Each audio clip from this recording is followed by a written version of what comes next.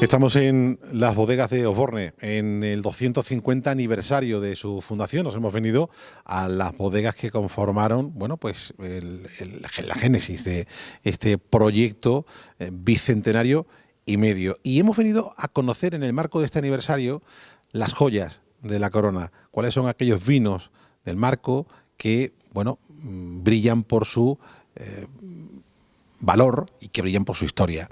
Hay una saca especial que es la de la solera del Cid, que hasta ahora era de consumo familiar de la familia Osborne, y se ha sacado una edición especial de 250 botellas como emblema especial dentro de este aniversario. Hemos quedado aquí con Marcos Alguacil, que es el enólogo de la bodega de Osborne, para que nos explique estas joyas de la corona y exactamente la historia que hay detrás de cada una de sus soleras. Acompáñenos.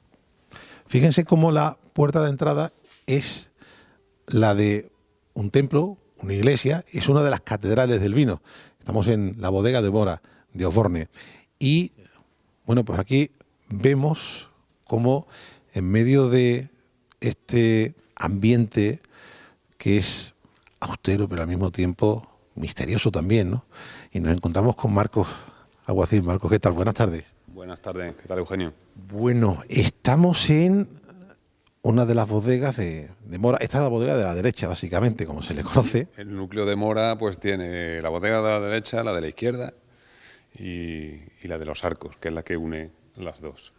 En un cuarto de milenio hay mucho que mostrar de lo que ha sido Osborne, ¿no? Queremos ir un poco a la esencia, a la raíz, queremos ir a esas joyas que, bueno, son en parte todavía parte de los vinos que se destinan al consumo solamente de la familia, pero algunos de los cuales también estáis dando a conocer, ¿no?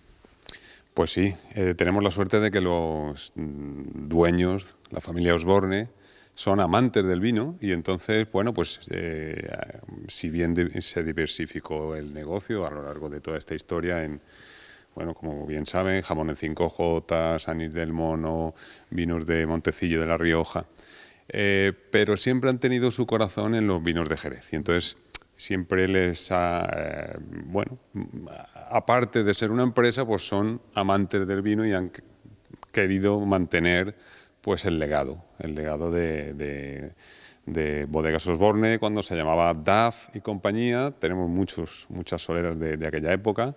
Estamos hablando de finales del siglo XVIII y principios del siglo XIX, que era cuando hay un crecimiento en la bodega. Hay una saca especial que con motivo de este aniversario estáis, bueno, pues sacando incluso una edición limitada, son 250 botellas prácticamente, que es de la solera del Cid, que es una especie de amontillado, un medium, pero que, bueno, hasta ahora solamente era consumido por la familia. Sí, de hecho la conocemos por la solera del Cid de Consejeros, porque solo se embotella para la familia Osborne. ¿Dónde podemos encontrar? Al fondo a la derecha la tenemos. ¿Vamos? ¿Nos va guiando? Sí. Y vamos también conociendo un poco en este recorrido esas joyas que bueno, forman parte de la historia propia de Osborne. Bueno, cada una con una historia. Aquí se encierra, digamos, la esencia de los orígenes, ¿no? Sí, aquí la mayoría de las bodegas, de las soleras que veis, pues muy probablemente surgen por esa época, por finales de 1790, principios de 1800. Las soleras se van creando a partir de otras soleras que ya existen. No se le pone el nombre y se funda y sabemos el año de fundación de las marcas, pero del año digamos, de creación de las soleras sabemos prácticamente cuando nos encontramos botas con el año en la que se fabricó esa bota. Tenemos botas de 1851, por lo menos ha estado desde entonces.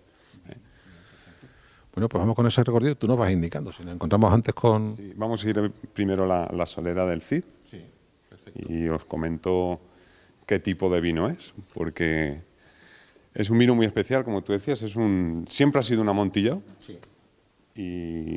y de hecho lo seguimos conociendo como el amontillado del Cid. Sí. Pero en un momento en la historia que debe andar allá por mediados del siglo XX o principios del siglo XX, ya sí.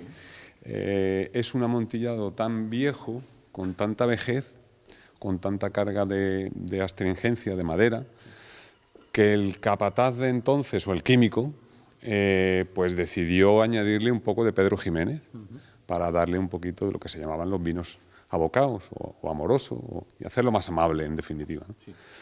Entonces, claro, cuando hay una regularización de los tipos de vino de Jerez, ese vino se enmarca dentro de los medium. Y los medium hasta entonces, bueno, hasta ahora prácticamente son vinos, sobre todo para el consumidor local, es un vino, digamos, que suena a que es una mezcla de vinos y es como un vino de segunda calidad. Sin embargo, nosotros, al ser una bodega de origen, en parte de origen inglés, pues se hacían vinos específicamente bastante semidulces o dulces. Y entonces bueno, pues había olorosos dulces, olorosos semidulces, olorosos que llegaban a cream y amontillados dulces, y amontillados semidulce, palo cortado, también tenemos un palo cortado dulce que es una joya. Esta es la solera del Cid. Esta es la del Cid, ahí vemos sí. Arriba además la... Esta es la solera del Cid. Sí. Las botas en sí, pues muy probablemente tengan en torno a 150, 160 años, sí. por el estado de la vasijería. Sí. Como nunca se han vaciado, se conserva muy bien la madera. Y bueno, aquí tenemos 9 botas, pero la solera se compone con una cuarta criadera, digamos, que nosotros llamamos el sobretablas del Cid, sí. Que está en otra zona de la bodega, porque aquí solamente, bueno, tenemos, digamos, lo que son las botas más con los vinos más viejos, ¿no? Bueno, el Cid es verdad que enológicamente, al tener una vejez tan enorme, que yo he calculado en torno pues casi 60 años de vejez promediada, claro, tiene muchísima carga de astringencia, muchísima aromas de lacados, aromas muy recios, ¿no? Y entonces sí que es verdad que que necesita que ese dulzor te lo haga mucho más amable y te lo haga un vino exquisito que muy poca gente hemos podido probar. Yo evidentemente lo puedo catar. Lo hemos catado en Innoble por esta saca del 250 aniversario, una saca especial que la familia ha querido hacer un poco para que se conozca este vino, ¿no? A nivel internacional incluso, porque se van a enviar botellas a personas, amigos de la familia, clientes y entusiastas del vino de Jerez en general, pues de varios países, ¿no? En el mundo, de los países donde nosotros más vendemos, ¿no? Con lo cual no tiene precio de salida ni mucho menos, porque prácticamente las botellas están adjudicadas. Si hubiese que ponerle precio, ¿tienen precio estas joyas? Sí tiene precio. Sí tiene precio porque... ¿Nos llevaríamos las manos a la cabeza por esos precios? Sí, sí, porque yo no querría que lo que se comprara. Claro. No, de hecho, entonces, pues, por supuesto, ahora mismo, de hecho, hay un mercado creciente, no solo en vino, sino también en espirituosas, en brandy, en ron, en whisky, de joyas que van a parar, pues, incluso a casas de subasta, en fin, y ahí no hemos querido entrar, pero sí que nos han llamado a la puerta varias veces y decir, oye, estos vinos los vendéis. Bueno, con decir que no, Lo bien que funciona, Marcos, el marketing de la escasez. ¿Dónde nos lleva el siguiente recorrido? ¿Por aquí? ¿A qué joyas? Bueno, vamos a ver, por ejemplo, un tonel, sí, que le tengo mucho aprecio porque, bueno, este sí es un vino que prácticamente lo reponemos porque, claro, al fin y al cabo se evapora, y al cabo de 15, 20 años, pues hay que ir reponiendo el tonel con un vino semejante, ¿no? Sí.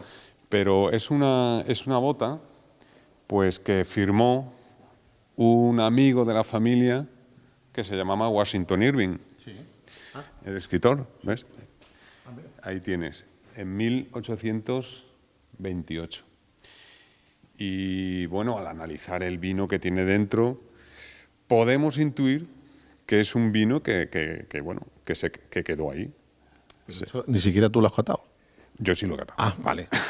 Entonces, eso no solamente es una intuición, ya podemos hablar de una certeza, ¿no? Sí, sí, es un vino extraordinariamente viejo, es un vino denso, con una... Es un bálsamo, ¿no?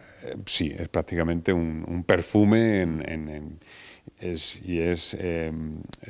muy denso, tiene un dulzor potente, con lo cual muy probablemente pues tenga una parte importante de Pedro Jiménez también. Estamos hablando de otro medium. Y bueno, pues esta es una de las joyas que prácticamente están manteniendo el tonel. El tonel protege el vino, pero el vino también está protegiendo el tonel. Sin incidencia prácticamente de la mano humana. Sin ninguna intervención, simplemente porque cada X tiempo hay que medir que no esté muy bajo el nivel, porque si no y entonces se completa con un vino que hacemos con un blending de nuestras soleras viejas para no salirnos del perfil, ¿no?, que tiene el vino. Muy bien. La costra que tiene de caramelo. Eso es azúcar, claro. Eso es azúcar, es caramelo. Sí. De hecho es amargo, sí. amargo, porque en este tipo de vinos tan dulces, sí, y con tanta vejez, más que con tanta vejez, con una bota que ha tenido tantos años vino dulce, sí, se produce dentro, en la superficie, una reacción química. Es casi un sirope. Es casi un sirope, que es una caramelización. La caramelización lo que te produce es un sabor un poquito amargo, con una puntita amarga, y un aroma a tostado, a torrefactos, como a café, como a chocolate negro, sí, que es extraordinario.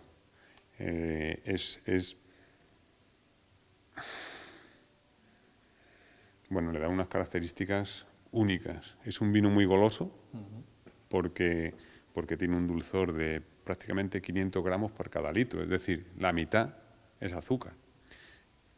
Pero en boca tiene una acidez y unas características de vinosidad increíbles para ser un vino tan dulce. Sí. No es empalagoso.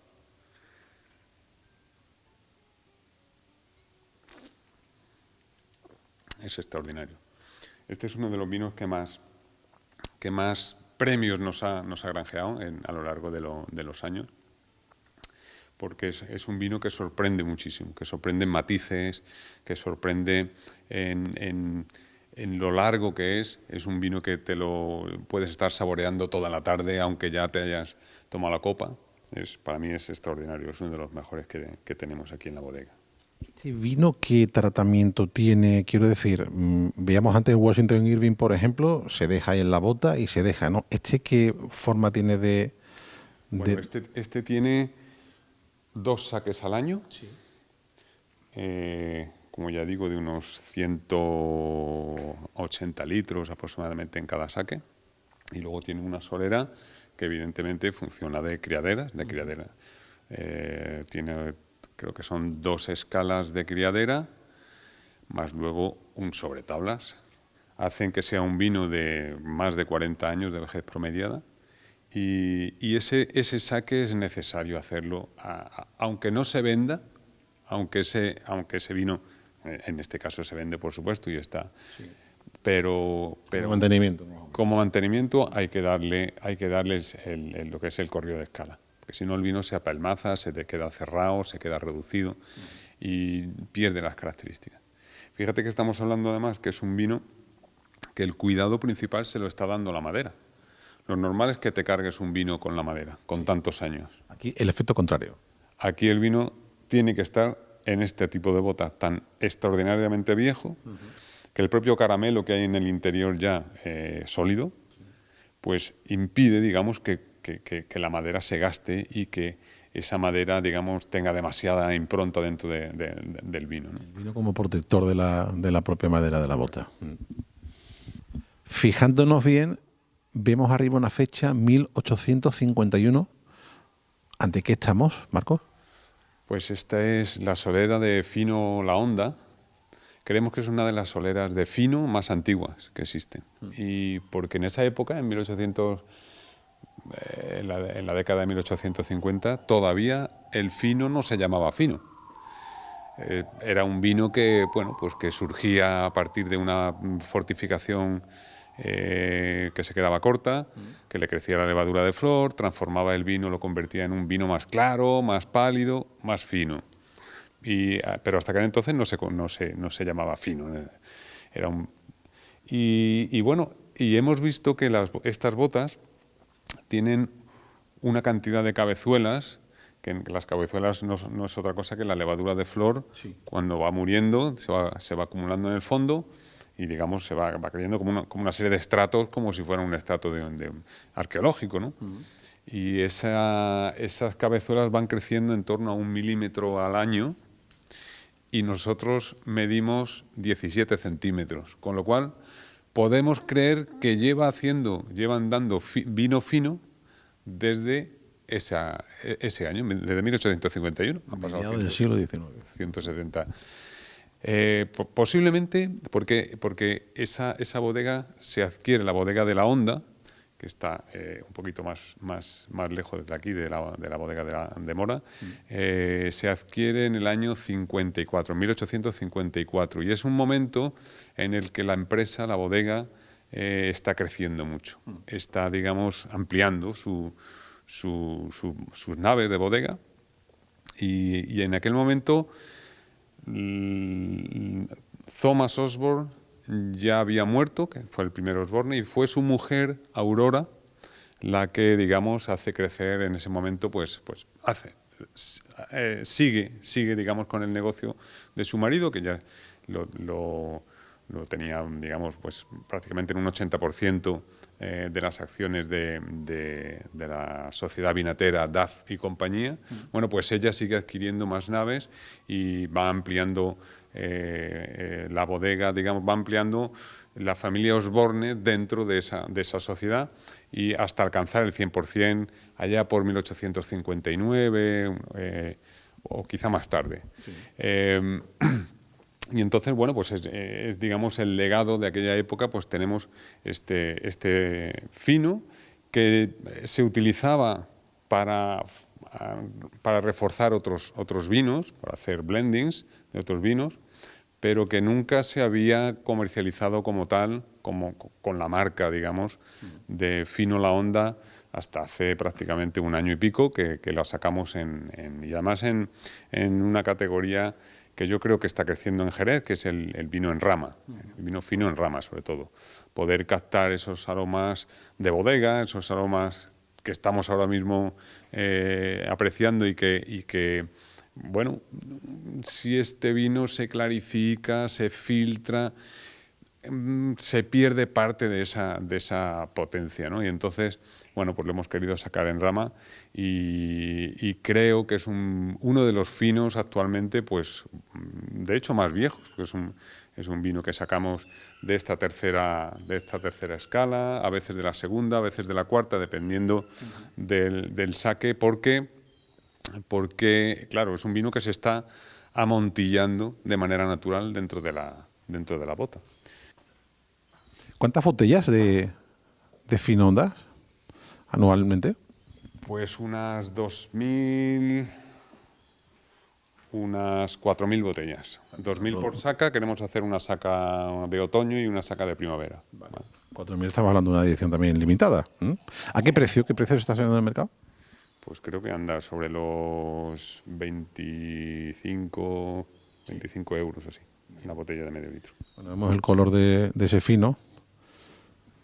Sí, fíjate que es un vino bastante con bastante color, sí, porque se está amontillando de manera natural. La levadura ya, cuando lleva tantos años envejeciendo el vino deja de tener los nutrientes necesarios para que la levadura de flor crezca, y entonces hay determinadas épocas al año en que es muy débil el velo y el oxígeno puede penetrar y hacer evolucionar el vino de manera oxidativa, es lo que es amontillar el vino, ¿no?